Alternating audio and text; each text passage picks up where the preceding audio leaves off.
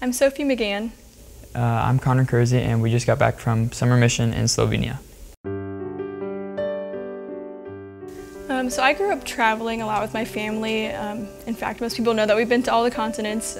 So growing up, I loved getting to experience different cultures all around the world. So I think it was around middle school and I realized that sharing my faith was important as well. So missions really combined the two of those passions, and yeah, I took my first mission trip in middle school, and then I've gone on a handful with the church since then, and then this mission trip was through Crew at Ohio State. My experience with mission started when we went to Haiti last summer with the church. It was, I don't know, I just wanted to get out of my comfort zone and see what it's like to share the gospel like in a different country, and so Haiti sparked something that I didn't know I would find.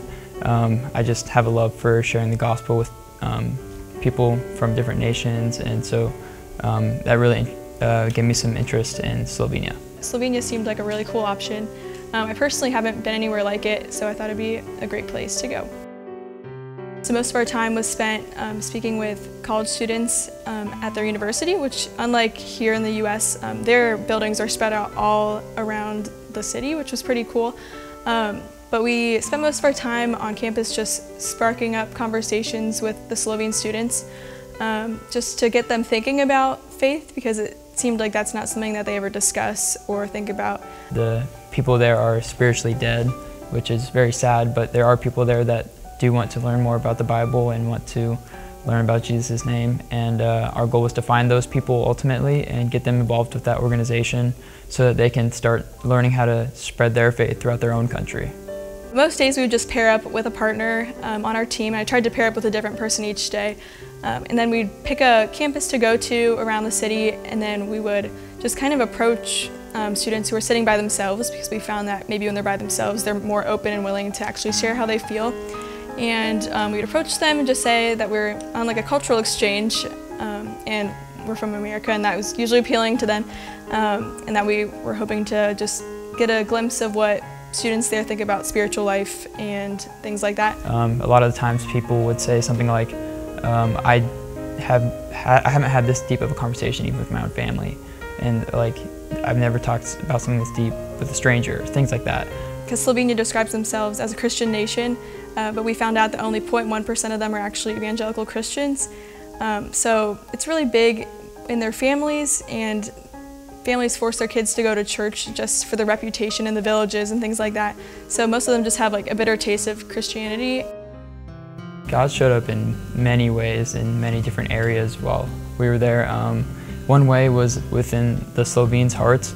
I actually met a Slovene named Jan, and I got to hang out with him and talk to him 10 separate times, and that's like almost unheard of over there.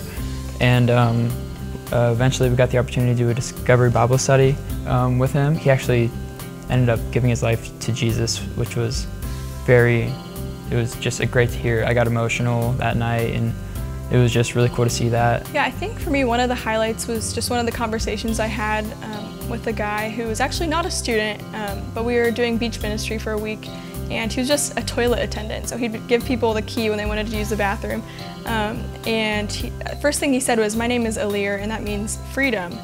And we're like, okay, that's interesting, like fun fact. And then as we talked to him more and more, he said that he was Muslim, but we pretty soon realized that he doesn't really understand what that means and maybe doesn't truly believe in it.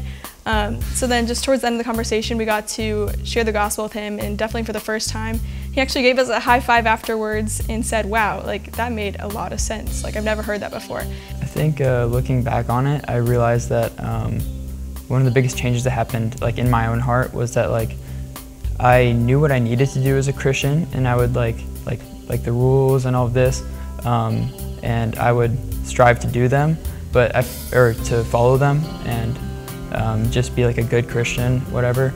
But I think this trip made me like want to follow those rules because of Jesus' love for us, and like want to just pursue a relationship with Jesus more. It's just like it went from like a need relationship to like a want relationship, and I think that was the biggest thing that changed for me.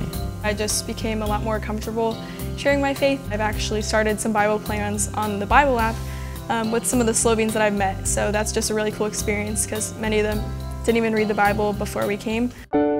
I think we're all called to mission, and regardless if that's in like the country or outside of the country, but I think that going on a mission trip is very powerful because like usually you're doing things that can help you center your focus on God, and that's like hugely important because I think a lot of times, like as Sophie said, when we're in our comfort zone, we choose to hold on to things like family and friends and things like that rather than God and our relationship with Him.